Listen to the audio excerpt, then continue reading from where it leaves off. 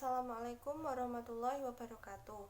Perkenalkan, nama saya Nurul Laili Latifah, NPM 174100023, kelas 7A. Di sini saya akan menyampaikan hasil penelitian saya untuk memenuhi ujian tengah semester mata kuliah kajian drama yang diampu oleh Ibu Siti Fatimah. Penelitian saya ini berjudul Sosiologi Sastra. Dalam cerita pendek Hilang Harapan, niatnya mau goes, dapetnya malah emosi, karya bocah kampungku. Penelitian ini bertujuan untuk mengetahui konflik sosial yang digambarkan dalam cerpen berjudul Hilang Harapan, niatnya mau goes, dapatnya malah emosi, karya bocah kampungku. Selain itu, penelitian ini juga bertujuan untuk mengetahui fakta-fakta sosial yang muncul dalam cerpen tersebut. Dalam penelitian ini saya menggunakan metode deskriptif kualitatif. Metode ini adalah sebuah metode di mana dapat menghasilkan data berupa kata-kata sehingga mampu untuk menjabarkan atau menuliskan hasil penelitian dengan selengkap mungkin. Hasil analisis data akan disajikan dengan menggunakan metode informal. Dalam penelitian ini saya membahas beberapa hal. Yang pertama yaitu analisis sosial struktur karya sastra. Dalam analisis ini saya mendapatkan beberapa tokoh yang ada dalam cerpen tersebut.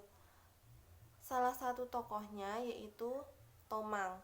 Ia adalah seorang pemuda desa yang berbakti kepada bapaknya dan sering membantu bapaknya. Ini dapat dilihat dari kutipan yang berbunyi, "Hei anak laki-laki pada ngerumpi, kayak aku cari kayu bantu bapak." Ini diucapkan oleh Tomang berlatar di depan rumah Reli. Dalam kutipan ini kita dapat melihat bahwa si Tomang adalah seorang pemuda yang membantu bapaknya untuk mencari kayu sebagai alat untuk memasak, bahan untuk memasak. Selain itu, saya juga membahas mengenai analisis sosial masyarakat yang diacu karya sastra. Di dalam analisis ini, saya mendapatkan beberapa fakta-fakta sosial yang muncul dalam cerpen tersebut. Berikut saya membacakan beberapa contohnya. Yang pertama yaitu berita corona lagi, katanya sudah new normal, tapi yang kena masih banyak.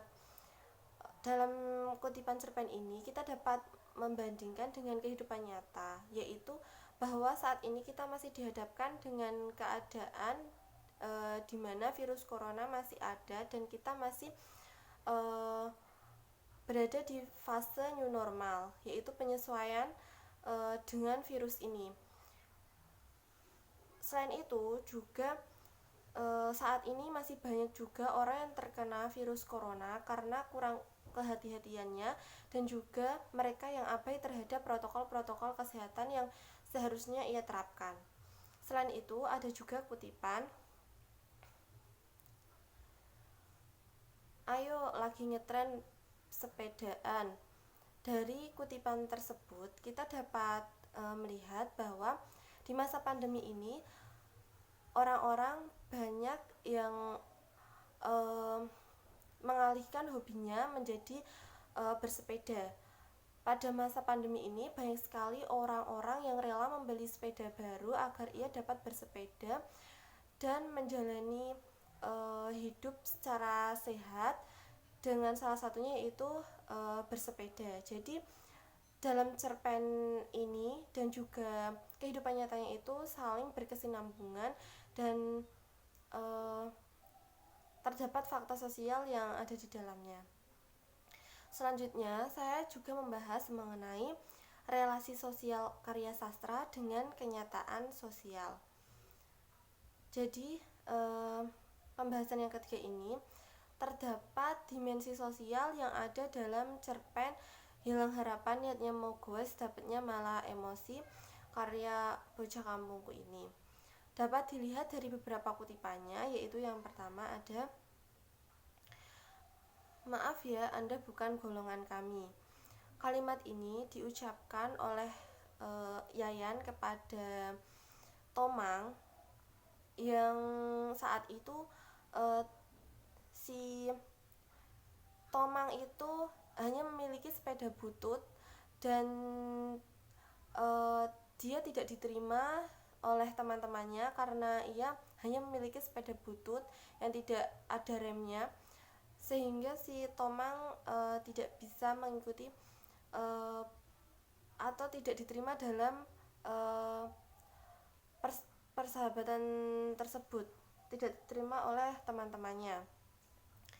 Ini masih banyak dilakukan oleh masyarakat kita, bahwa tidak jarang orang-orang yang masih mementingkan status sosial. Mereka yang berkecukupan biasanya masih memiliki pandangan yang rendah terhadap orang-orang yang kurang mampu, seperti itu. Tapi ini sebaiknya tidak dicontoh oleh kita, karena itu salah satu sifat yang tidak baik. Selanjutnya yaitu terdapat kalimat yang diucapkan oleh Tomang, yaitu, "Teman kok milih-milih." Si Tomang mengucapkan kalimat tersebut karena mendapat perkataan yang kurang baik dari teman-temannya. Ia menegur teman-temannya kalau berteman itu tidak baik jika memilih-milih. Jadi seharusnya kita harus berteman kepada siapa saja, dengan latar belakang sosial yang seperti apa, tidak memandang sara, seperti itu. Jadi si Tomang ini mengingatkan teman-temannya untuk tidak saling memilih-milih teman. Selain itu terdapat juga kutipan yang diucapkan oleh kakak Tomang. Ia mengucapkan kalimat, "Nanti juga ada balasannya sendiri. Tuhan itu maha adil." Kakak Tomang memberi nasihat kepada Tomang karena ia beranggapan bahwa tidak masalah dikucilkan oleh temannya, nanti juga Tuhan itu memiliki rencananya tersendiri. Ia mampu bersifat adil kepada para makhluknya, seperti itu. Jadi dapat disimpulkan bahwa terdapat fakta-fakta sosial dan juga fakta-fakta sosial dan juga pengimplementasiannya terhadap kehidupan saat ini dari cerpen tersebut, sehingga cerpen ini sangat bagus apabila digunakan dalam proses pembelajaran nantinya. Sekian yang dapat saya sampaikan, kurang lebihnya mohon maaf. Wassalamualaikum warahmatullahi wabarakatuh.